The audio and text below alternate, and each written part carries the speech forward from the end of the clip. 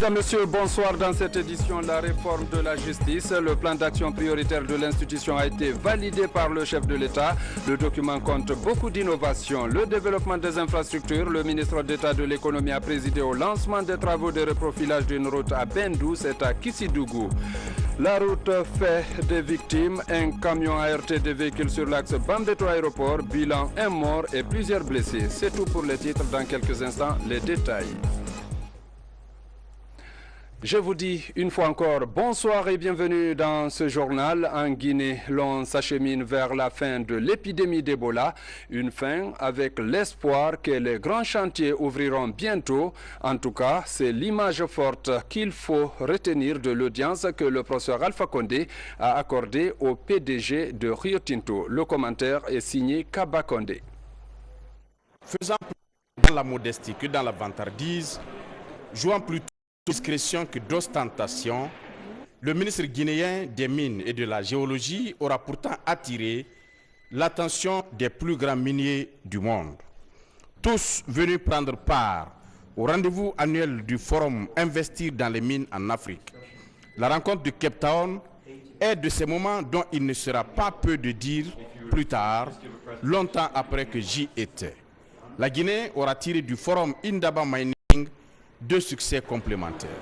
Premièrement, les partenaires de la Guinée sont davantage rassurés et plus que jamais convaincus qu'ils font bien d'investir en Guinée, ce nouvel Eldorado dont l'épidémie d'Ebola n'aura en définitive pas réussi à obérer l'attractivité. À propos d'Ebola et un brin moqueur, le ministre Kerfala Yansane nous confiera citation: nos partenaires ont compris non seulement que Ebola ne saute pas sur les gens, mais aussi que l'épidémie sera bientôt vaincue. Sans compter d'ailleurs qu'Ebola n'a fait jour dans aucun centre minier, n'a même pas touché les agglomérations avoisinantes. Fin de citation. Le deuxième succès au compte de la délégation guinéenne à Cape Town, c'est que techniquement, nos partenaires ne traînent pas les pieds. Ils ne lambinent pas sur le chronogramme, ni ne lésinent sur les moyens. En même temps que, par exemple, concernant l'énorme projet Simandou et ses 20 milliards de dollars d'investissement, ils mettent la dernière main à l'étude de faisabilité, ils apprêtent le dossier d'appel d'offres. Que dire de plus? Pas même Kerfala Yansane, pourtant réputé pour sa prudence et sa retenue, n'aura réussi à dissimuler sa satisfaction. Les choses s'étant passées comme elles se sont passées, les responsables guinéens du Centre de développement des projets miniers et de la Sogipami étaient fondés à donner libre cours à leur joie. Idem pour les autres membres de la délégation guinéenne, idem pour les représentants de la société civile guinéenne, idem pour les investisseurs guinéens privés présents à cette édition du forum Investir dans les mines en Afrique, intitulé Mining Indaba de Cape Town. Cape Town, sommet de l'espoir pour la Guinée. Cela, les Guinéens le verront mieux et comprendront mieux dans les 2 ou 3 semaines à venir à travers l'arrivée de nos partenaires. Parlons de la réforme de la justice, un projet tant souhaité par les populations. Le plan d'action prioritaire de cette institution a été validé récemment par le chef de l'État, le professeur Alpha Condé. Dans ce document, on parle de beaucoup d'innovations, mais des questions subsistent encore. L'on se demande si la mise en application de ce document va-t-elle contribuer à mettre fin à l'impunité et rapprocher davantage la justice des justiciables. Élément de réponse dans ce reportage de Mohamed Lamine Souma. Depuis l'élection du président Alpha Condé, la justice guinéenne cherche à se rendre plus crédible. D'où la validation ce mercredi 18 février 2015 du plan d'action prioritaire de la réforme de la justice 2015-2019 par le président de la République, Ocas Bellevue. Une action qui s'inscrit dans la dynamique de la réforme de la justice guinéenne entreprise par la Troisième République. Selon le ministre d'État, ministre de la Justice Garde des Sceaux, ce document de référence de 87 pages permettra aux investisseurs et aux partenaires au développement de croire en la justice guinéenne. Ce document permettra de rendre confiance aux investisseurs qui viennent chez nous. Mais ça dépendra de nous aussi. Il faut absolument que les décisions qui sont rendues ici, sur le plan bancaire, sur le plan économique, en matière d'entreprise, il faut que les juges appliquent le droit au WADA, appliquent les règles juridiques, surtout sensu. Alors s'il y a des défaillances, puisqu'il va toujours y avoir des défaillances chez l'être humain, il faut aussi que les sanctions tombent. et que nos partenaires ou les entrepreneurs qui veulent venir investir à Guinée, s'ils se font spolier, s'ils se font truander, et si la justice est complice de ça, il faut aussi qu'il y ait des sanctions. Ce n'est pas pour rien qu'il y a le Conseil supérieur aussi. Pas seulement pendant la période 2015-2019, la justice guinéenne est appelée à se réconcilier avec les justiciables. Dans tous les pays du monde, l'institution de la justice doit être au service des citoyens. C'est la matrice, c'est ça. Le reste après, c'est les moyens qu'on y met, c'est les ressources humaines qu'on utilise, mais le but, l'objectif, c'est la satisfaction des besoins de la population. Et quand on dit besoin de la population, c'est la paix sociale, c'est le respect de la loi, le respect de son prochain, le respect du bien public. Vous voyez, tout ça, ça se touche. Donc c'est pourquoi la justice est incontournable dans la construction d'un état de droit. Pour aboutir aux résultats escomptés, la formation continue des magistrats sera l'une des priorités. Formation initiale, il y a une promotion qui vient de sortir après 2 ans. Après 2 ans de formation au centre, 2 ans de formation pratique, attention, et théorique. Et on va organiser dans les 2 mois à venir un concours d'entrée au centre de formation. Parce qu'ils vont rester quand même 2 ans là-dedans. Il faut que ça soit cyclique, ça. C'est-à-dire que quand une promotion sort, qu'une promotion rentre. Donc j'ai pu obtenir 5 bourses pour 1 mois et demi, 2 mois à l'école supérieure de la magistrature et dans les juridictions françaises, où on va faire bénéficier ça de 5 parmi les 50 qui viennent de sortir. Mais les mois, en tout cas d'ici la fin de l'année, tous vont faire un tour de formation pratique dans les juridictions françaises et tout. Le second volet de la formation continue, c'est de faire venir les professionnels du droit en Guinée. Autant de perspectives qui amènent le président de la République à réaffirmer sa ferme volonté d'aider la justice guinéenne à se mettre à jour. Ce document est un jalon important pour la justice guinéenne, car pour la première fois, nos justices se donnent un plan d'action prioritaire, chiffré pour les 5 prochaines années, concrétisant ainsi notre vision et les valeurs que nous attendons défendre. Pour que la justice joue pleinement son rôle de gardienne de l'application des lois votées par le législateur, il faut lui permettre de travailler dans des conditions adéquates et en toute indépendance, ce qui n'est pas le cas pour le moment, bien sûr. L'indépendance est l'affaire de tous, et en ma qualité de président du Conseil supérieur de la magistrature, je mettrai tout en œuvre pour aider cette institution à poursuivre son travail de modernisation et d'assainissement de la profession, en veillant à ce que les magistrats ne soient pas dans les limites établies par la loi, ni brimés, ni inquiétés. L'objectif visé est la consolidation de l'état de droit et de la paix sociale en Guinée. Le président de l'Assemblée nationale du Niger invite son homologue de Guinée à prendre part à la cérémonie d'ouverture de la session des lois de l'Assemblée du Niger prévue le 5 mars prochain. Une délégation des parlementaires du Niger porteuse de ce message est à Conakry. Elle a été reçue par l'honorable Claude Koundiano en présence des membres du bureau et des présidents des groupes parlementaires. Le compte-rendu de cette audience avec François Lama.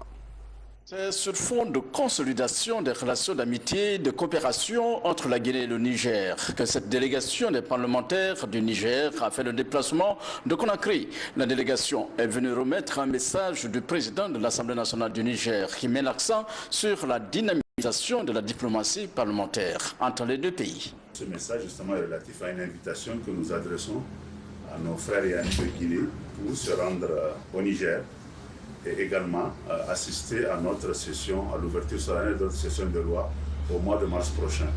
C'est pour vous dire combien nous tenons à la consolidation des relations parlementaires entre la Guinée et le Niger. Nous avons 2 chefs d'État appartenant à une sphère politique, l'international socialiste, et ils ont une vision assez claire de leurs devoirs à la tête de leurs États. Et c'est pourquoi, dans le cadre de cette démarche-là, nous, en tant que parlementaires, nous verrons consolider ces acquis déjà, ces prérequis que nous avons, mais également donner un nouveau départ à cette relation.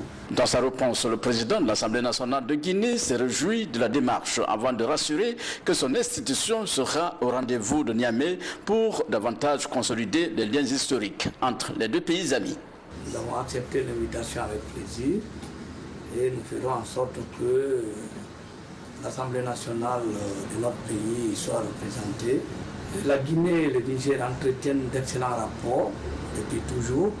Cela est en rapport beaucoup plus fait aujourd'hui parce que ce sont deux amis qui sont à la tête des deux pays respectifs. Nous ferons tout au niveau de l'Assemblée pour faire en sorte que nous puissions avoir des relations de coopération entre les deux institutions, des relations de coopération dynamiques au niveau de la diplomatie parlementaire. La suite de cette invitation pourrait être matérialisée par des échanges d'expériences dans plusieurs secteurs et de voyages d'études des parlementaires dans les deux pays. Coopération, remise d'un important lot de produits pharmaceutiques et de matériel médical à la Guinée. Le geste est de l'ordre souverain de Malte. Lors de la réception, la partie guinéenne a rassuré le donateur d'en faire bon usage. Le compte rendu avec Adia Ramatoulaye Touré. C'est un don composé de médicaments et de matériel médical que l'Ordre souverain de Malte offre à la Guinée. Une action qui vise à promouvoir la santé de la population. Dans la Guinée, son action a commencé en 1985 dans le cadre d'une convention passée entre l'Ordre souverain de Malte et l'État guinéen pour lutter contre la lèpre, la tuberculose et tout dernièrement l'ulcère de Gourouli, avec l'aide des œuvres hospitalières françaises de l'Ordre de Malte. L'ambassadeur de France en Guinée a rappelé le rôle que joue l'Ordre souverain de Malte en Guinée. Je vous dirais, c'est la rencontre d'une démarche de générosité, dans ce qu'elle a de plus profond, de ce qui vient du cœur des êtres humains, et d'une nécessité de santé publique, pour témoigner de cette présence complète, généreuse et amicale de la France via l'Ordre de Malte en Guinée. Le ministre de la Coopération s'est appesanti sur les relations de coopération existant entre la République de Guinée et l'Ordre souverain de Malte, vieille depuis plusieurs années. Nous restons toujours reconnaissants envers cette institution, cet État, qui fait la fierté, qui a une amitié il y a plus de 30 ans avec la Guinée et qui, depuis que je suis aux affaires, que chaque année, pas moins d'une ou deux fois, nous participons à la réception de cette contribution de qualité. L'Ordre souverain de Malte, dont l'histoire remonte à près de 1000 ans, a pour vocation de venir en aide aux malades déshérités dans la charité qui est l'esprit commun aux religions musulmanes et chrétiennes. En Guinée, les affections oculaires aiguës constituent une préoccupation.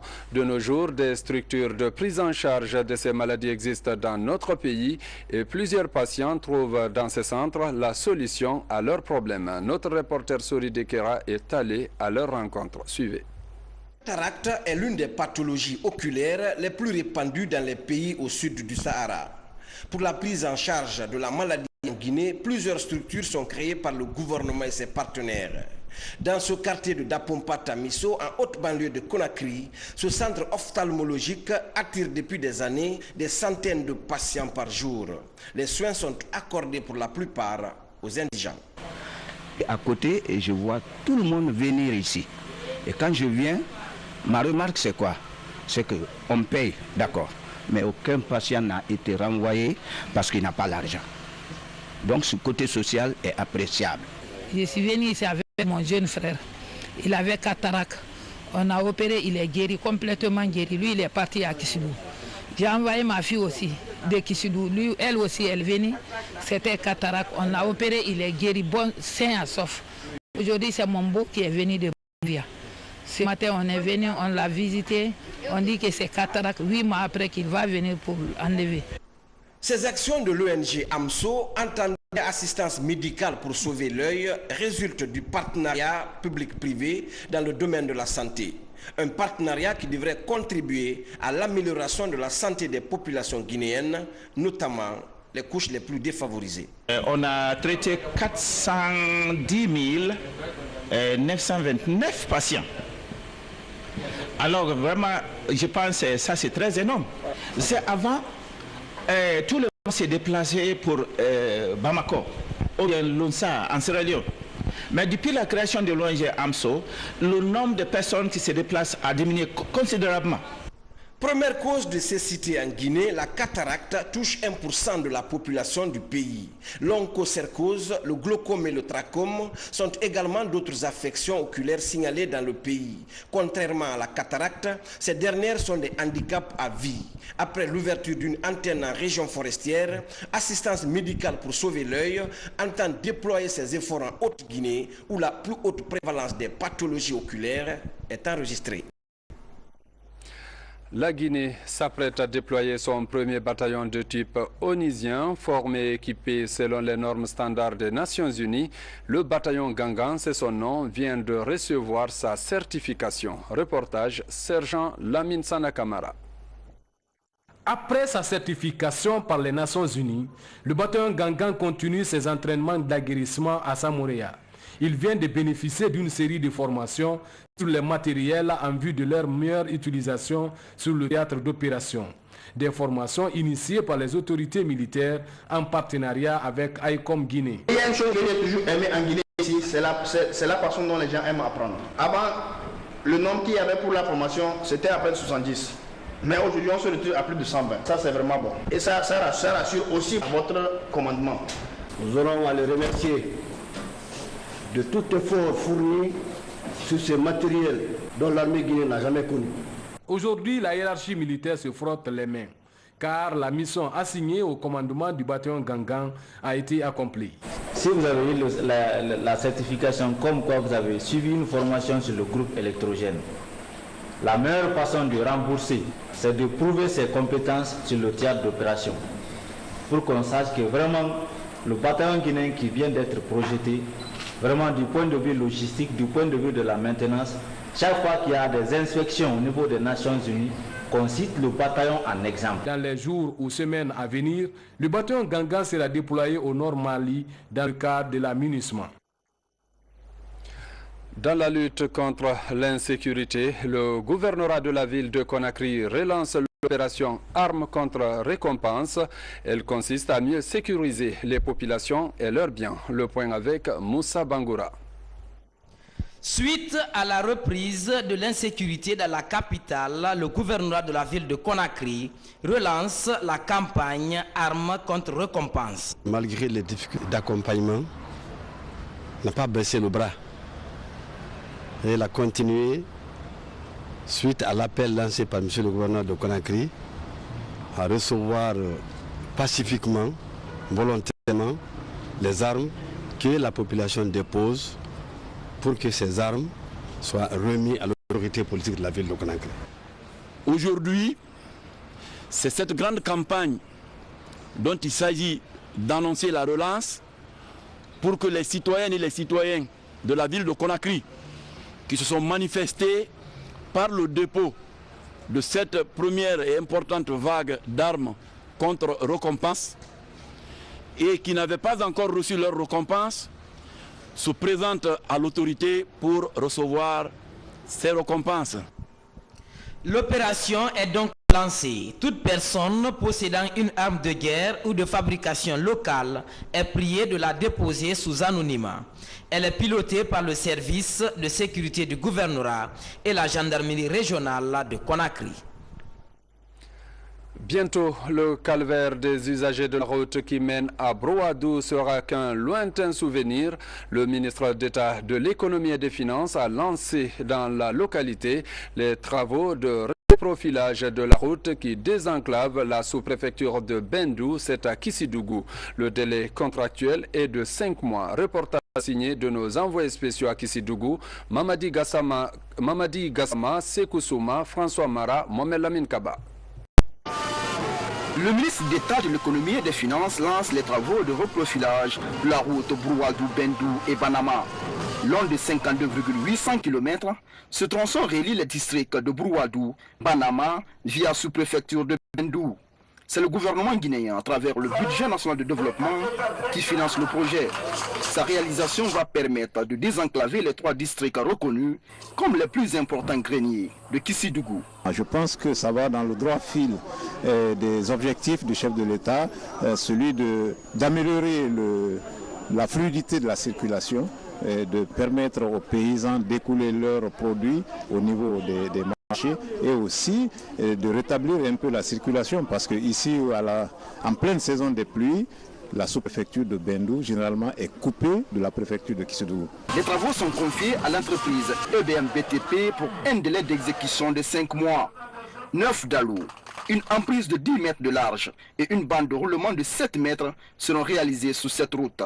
La satisfaction est totale chez la population. Le gradeur qui viendra pour reprofiler et faire des rechargements, commencer à construire les dalous sur cette route. Nous serons dans les normes et nous allons tout faire pour tenir à ce délai. Nous sommes émerveillés de joie.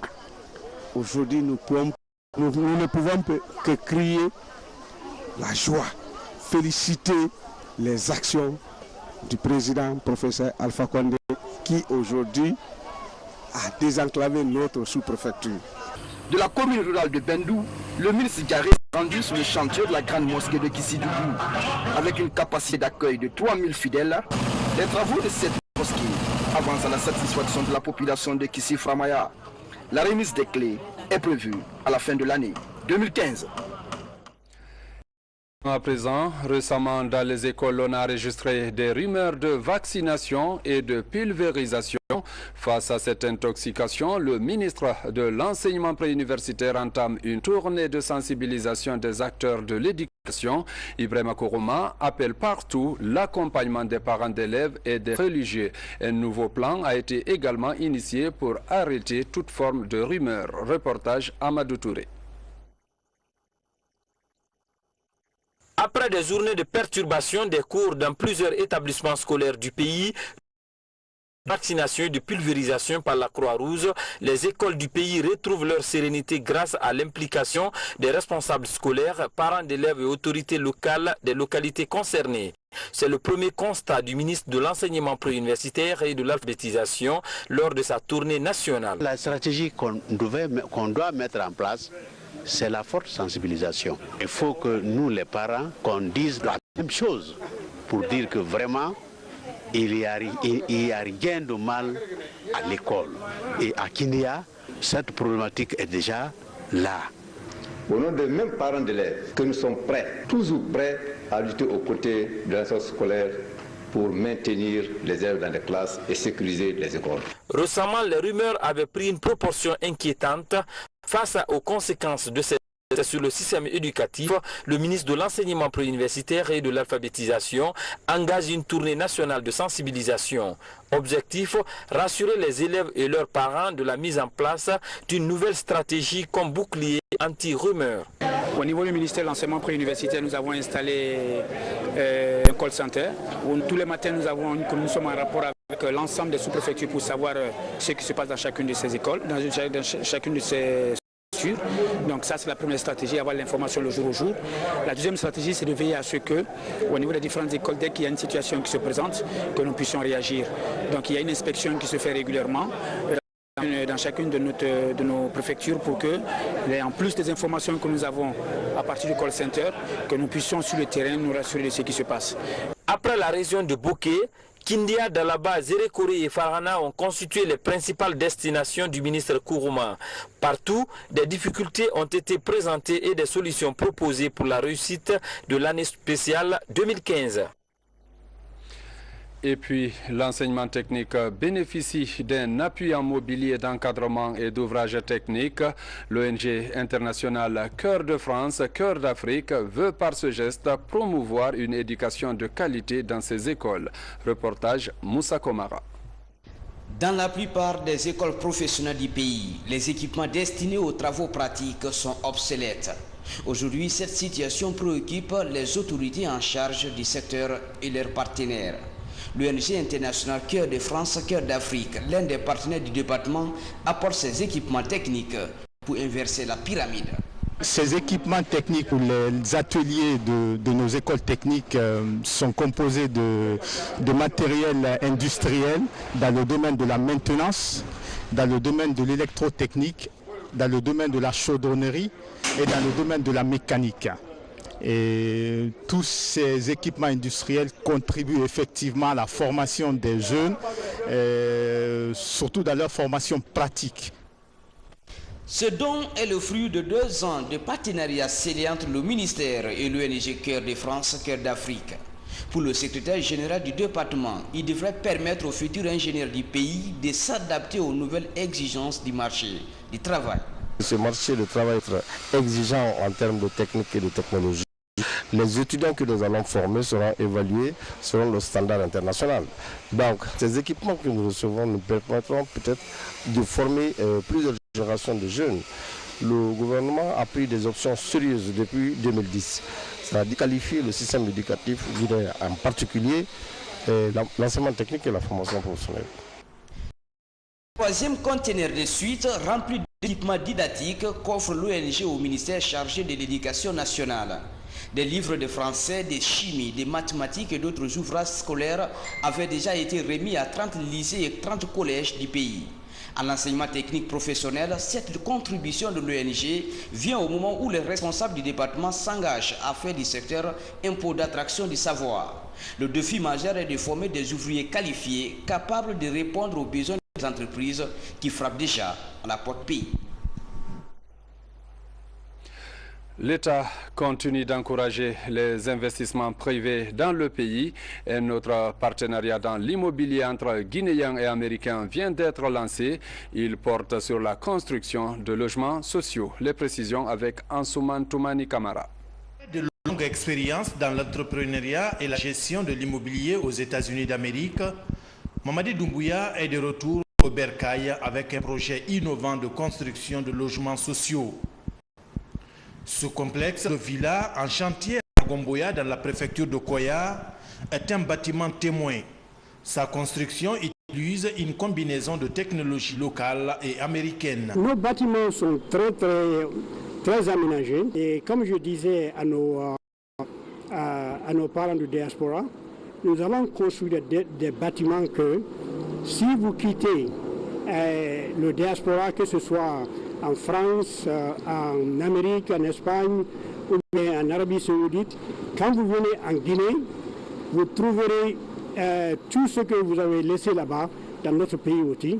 La différence sera seulement la bonne température de notre pays.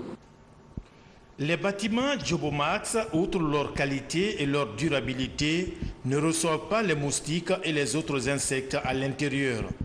Toute une architecture mise en œuvre pour améliorer l'image de l'habitat en Guinée. Quand nous faisons la peinture et puis on met le produit anti-moustique, donc vous avez une année, vous n'avez pas besoin d'acheter de moustiquaires, d'anti-moustiques ou quoi que ce soit pour chasser les moustiques, les cafards ou autres insectes de la maison.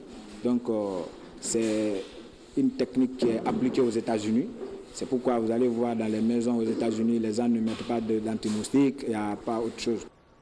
Encouragé par les facilités d'investissement instaurées en Guinée par l'État pour un partenariat public-privé réussi, la société Jobomax offre des modèles de financement novateurs pour la diaspora et les Guinéens résidents.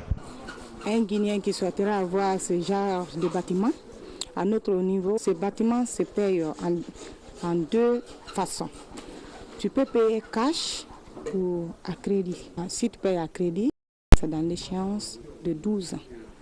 Mais il faut payer une avance de 20% sur le montant total. Donnez donc la chance à chaque citoyen de s'offrir un toit. C'est l'ambition de Jobomax Guinée qui entend étendre ses activités sur l'ensemble du territoire national. Après les 10 premiers bâtiments témoins, 150 autres seront réalisés à Conakry et ses environs. Comme annoncé dans le titre, un accident de circulation s'est produit ce dimanche face à l'aéroport international de formé et équipé selon les normes standards des Nations Unies. Le bataillon Gangan, c'est son nom, vient de recevoir sa certification. Reportage Sergent Lamine Sanakamara. Après sa certification par les Nations Unies, le bataillon Gangan continue ses entraînements d'aguerrissement à Samoréa. Il vient de bénéficier d'une série de formations sur les matériels en vue de leur meilleure utilisation sur le théâtre d'opération.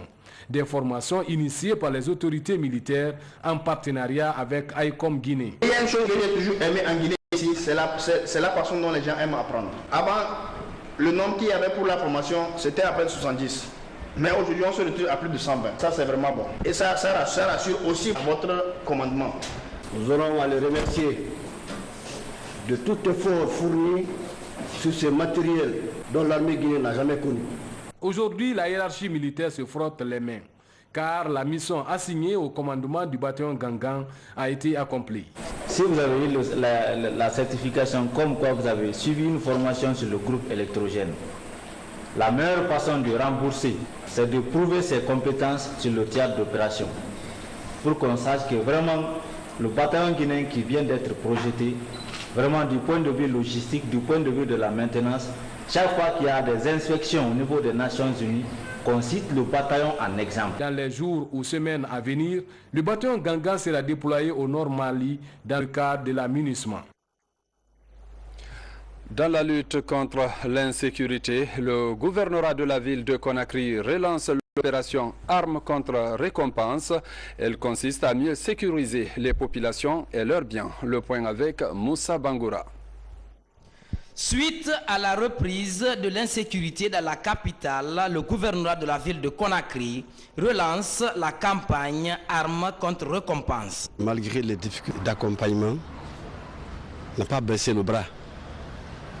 Et elle a continué, suite à l'appel lancé par M. le gouverneur de Conakry, à recevoir pacifiquement, volontairement, les armes que la population dépose pour que ces armes soient remises à l'autorité politique de la ville de Conakry.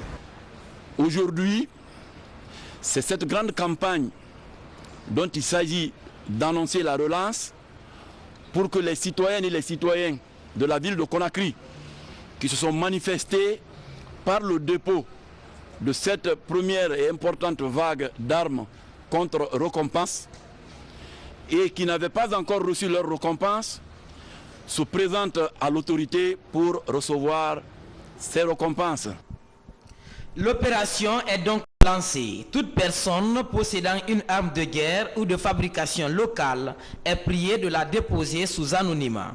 Elle est pilotée par le service de sécurité du gouvernorat et la gendarmerie régionale de Conakry. Bientôt, le calvaire des usagers de la route qui mène à Brouadou sera qu'un lointain souvenir. Le ministre d'État de l'Économie et des Finances a lancé dans la localité les travaux de reprofilage de la route qui désenclave la sous-préfecture de Bendou, c'est à Kissidougou. Le délai contractuel est de 5 mois. Reportage signé de nos envoyés spéciaux à Kissidougou, Mamadi Gassama, Sekou Souma, François Mara, Mohamed Lamine Kaba. Le ministre d'État de l'Économie et des Finances lance les travaux de reprofilage de la route Brouadou-Bendou et Banama. Long de 52,800 km, ce tronçon relie les districts de Brouadou, Banama, via sous-préfecture de Bendou. C'est le gouvernement guinéen, à travers le budget national de développement, qui finance le projet.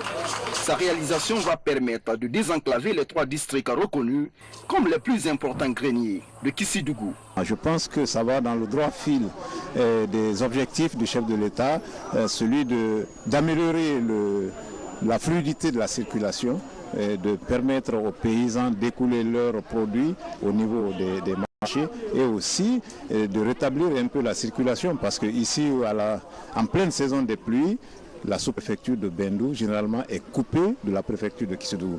Les travaux sont confiés à l'entreprise EBM BTP pour un délai d'exécution de 5 mois.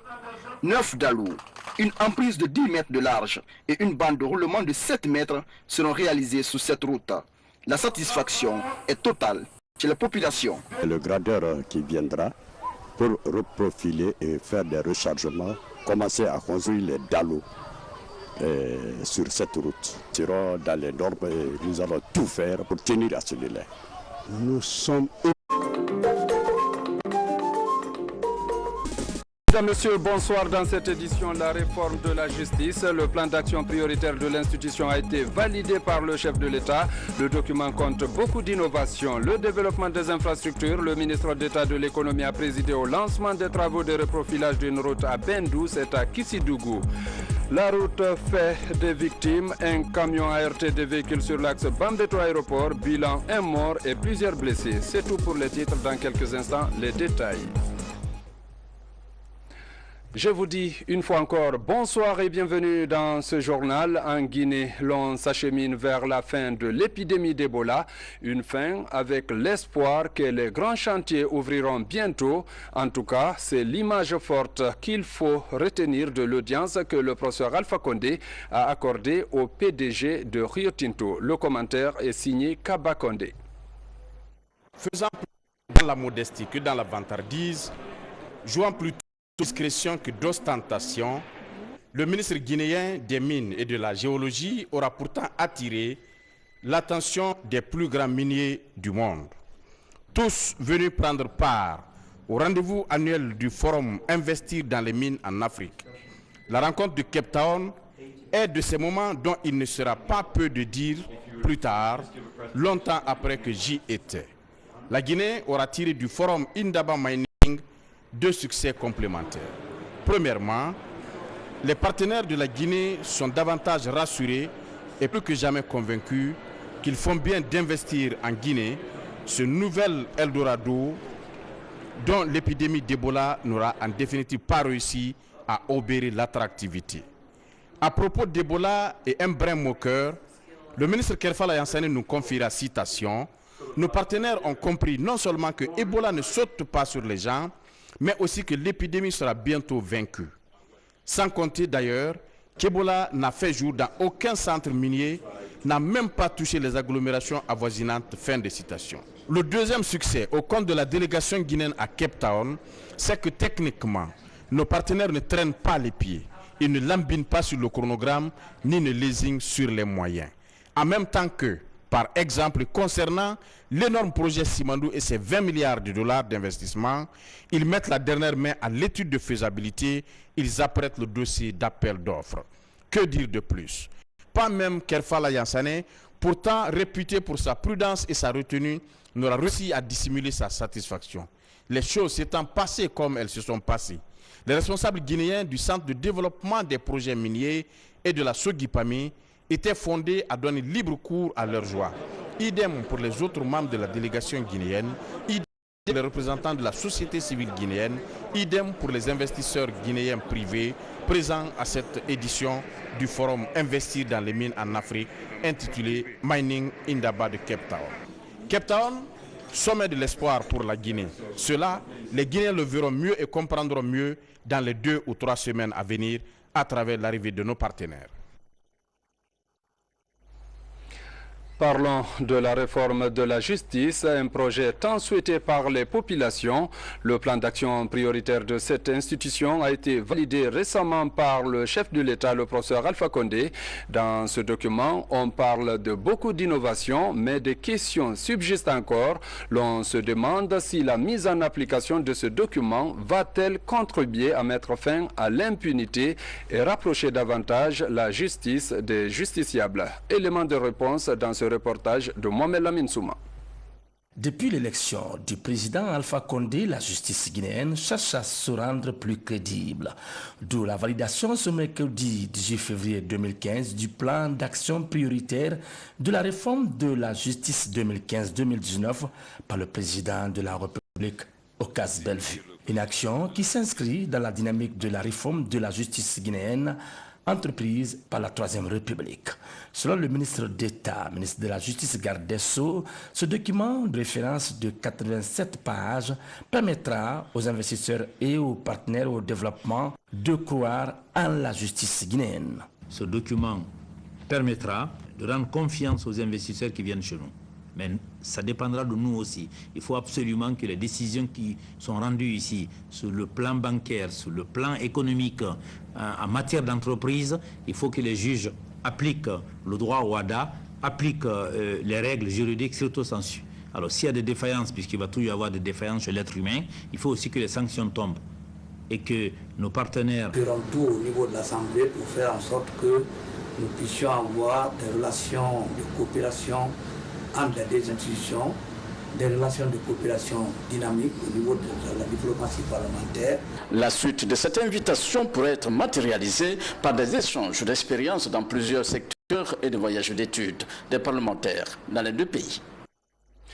Coopération, remise d'un important lot de produits pharmaceutiques et de matériel médical à la Guinée. Le geste est de l'ordre souverain de Malte.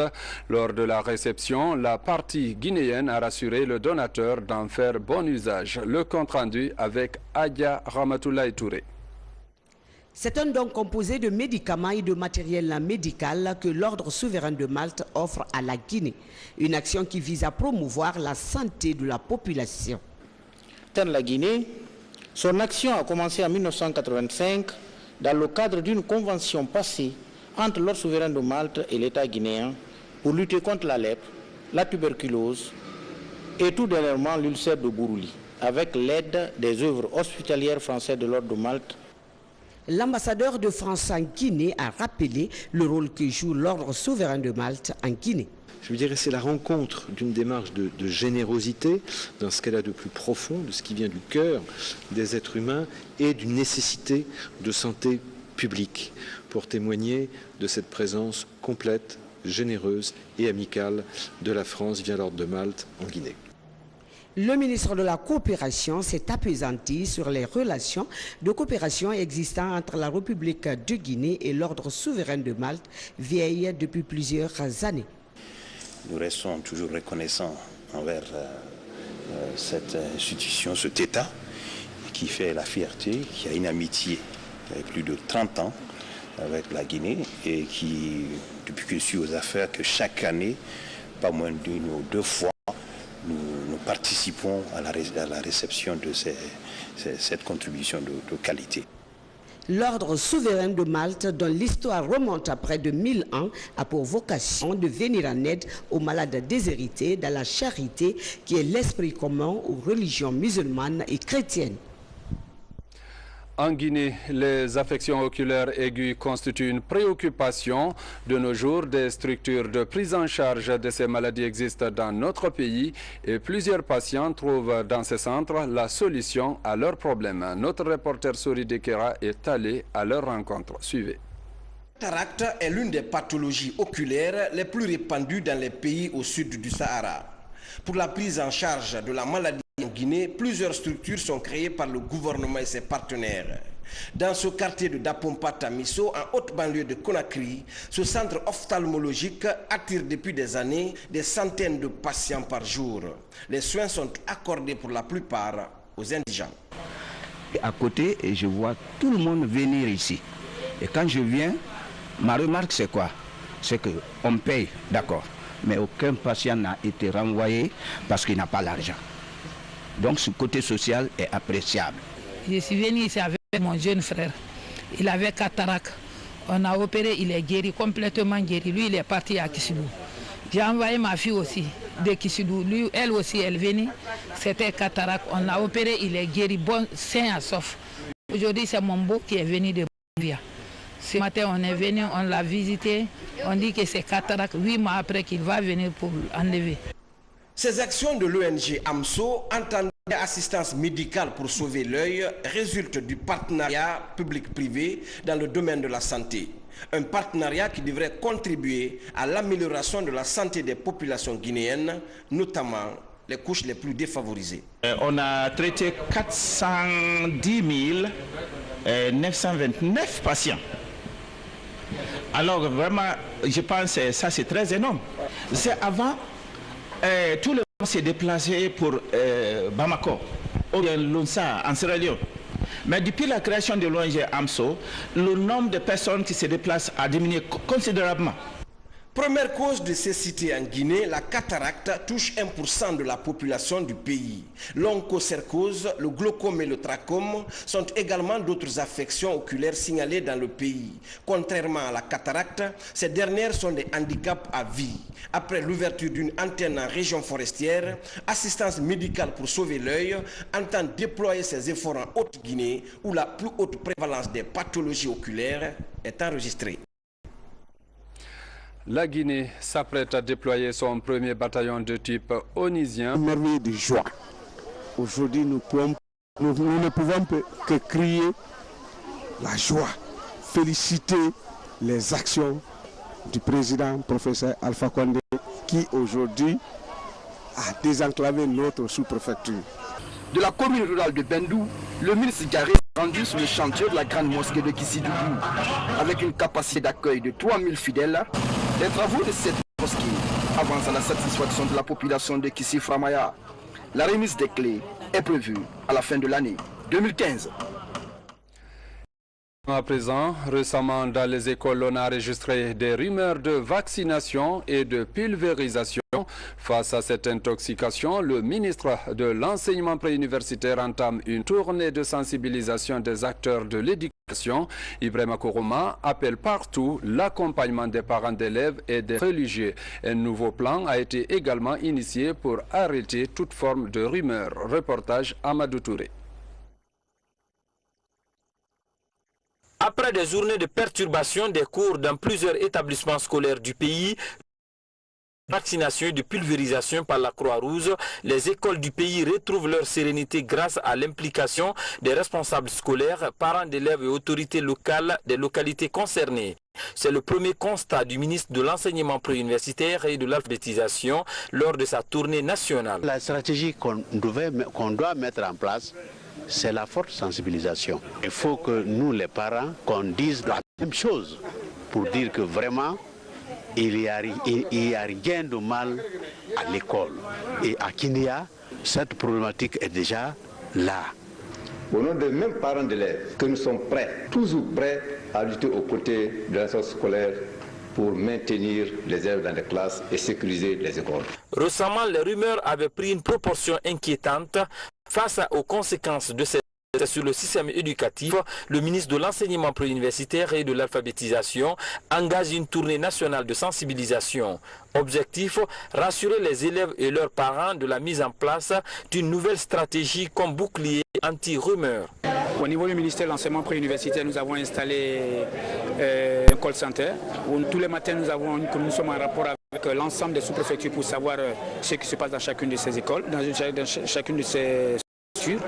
Donc ça, c'est la première stratégie, avoir l'information le jour au jour. La deuxième stratégie, c'est de veiller à ce que, au niveau des différentes écoles, dès qu'il y a une situation qui se présente, que nous puissions réagir. Donc il y a une inspection qui se fait régulièrement dans chacune de nos préfectures pour que, en plus des informations que nous avons à partir du call center, que nous puissions sur le terrain nous rassurer de ce qui se passe. Après la région de Bouquet, Kindia, Dalaba, Zérékoré et Farana ont constitué les principales destinations du ministre Kourouma. Partout, des difficultés ont été présentées et des solutions proposées pour la réussite de l'année spéciale 2015.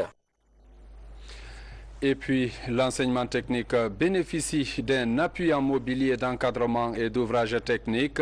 L'ONG internationale Cœur de France, Cœur d'Afrique veut par ce geste promouvoir une éducation de qualité dans ses écoles.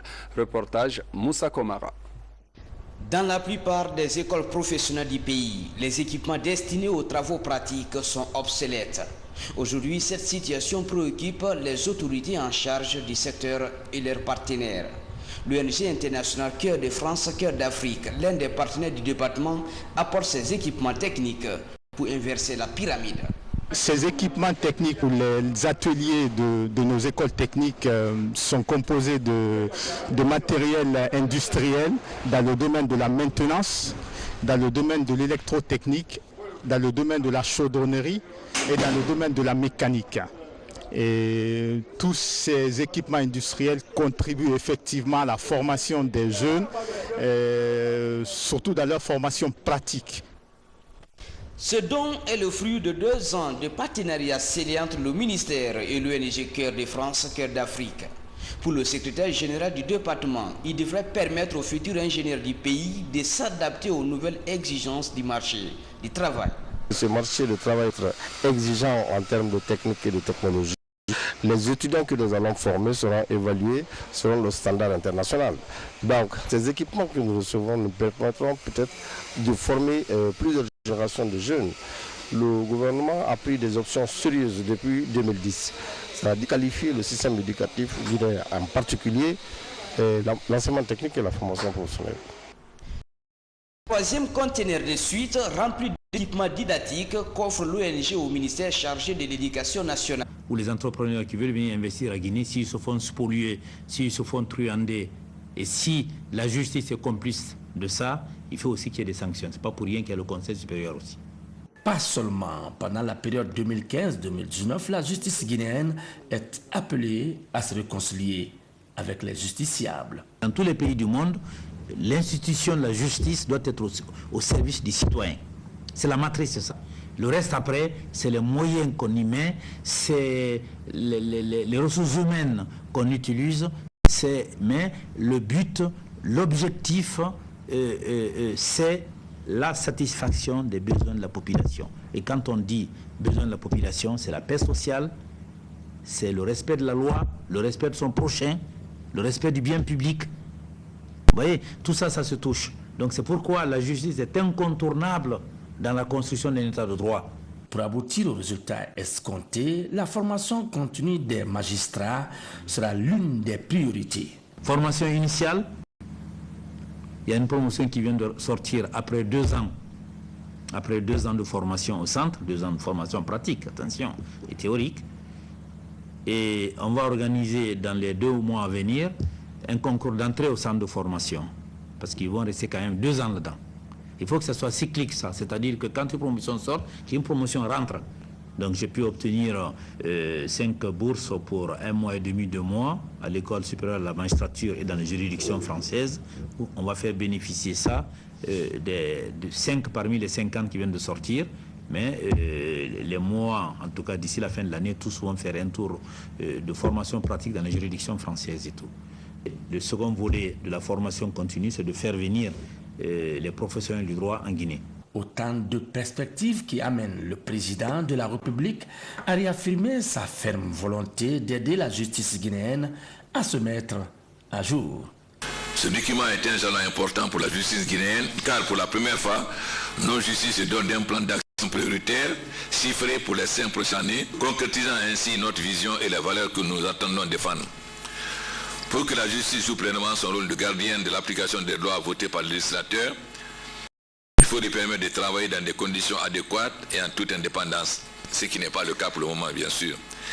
L'indépendance est l'affaire de tous, et en ma qualité de président du Conseil supérieur de la magistrature, je mettrai tout en œuvre pour aider cette institution à poursuivre son travail de modernisation et d'assainissement de la profession, en veillant à ce que les magistrats ne soient pas dans les limites établies par la loi, ni brimés, ni inquiétés. L'objectif visé est la consolidation de l'état de droit et de la paix sociale en Guinée. Le président de l'Assemblée nationale du Niger invite son homologue de Guinée à prendre part à la cérémonie d'ouverture de la session des lois de l'Assemblée du Niger prévue le 5 mars prochain. Une délégation des parlementaires du Niger porteuse de ce message est à Conakry. Elle a été reçue par l'honorable Claude Koundiano en présence des membres du bureau et des présidents des groupes parlementaires. Le compte-rendu de cette audience avec François Lama.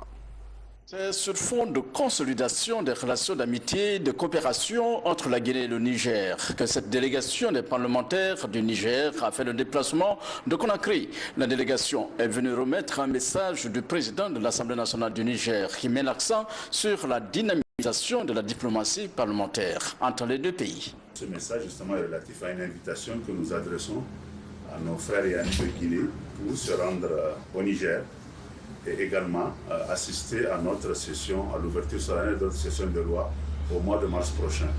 C'est pour vous dire combien nous tenons à la consolidation des relations parlementaires entre la Guinée et le Niger. Nous avons 2 chefs d'État appartenant à une sphère politique, l'international socialiste, et ils ont une vision assez claire de leurs devoirs à la tête de leurs États. Et c'est pourquoi, dans le cadre de cette démarche-là, nous, en tant que parlementaires, nous verrons consolider ces acquis déjà, ces prérequis que nous avons, mais également donner un nouveau départ à cette relation. Dans sa réponse, le président de l'Assemblée nationale de Guinée s'est réjoui de la démarche avant de rassurer que son institution sera au rendez-vous de Niamey pour davantage consolider les liens historiques entre les 2 pays amis. Nous avons accepté l'invitation avec plaisir et nous ferons en sorte que l'Assemblée nationale de notre pays soit représentée. La Guinée et le Niger entretiennent d'excellents rapports depuis toujours. Cela est encore beaucoup plus vrai aujourd'hui parce que ce sont 2 amis qui sont à la tête des 2 pays respectifs.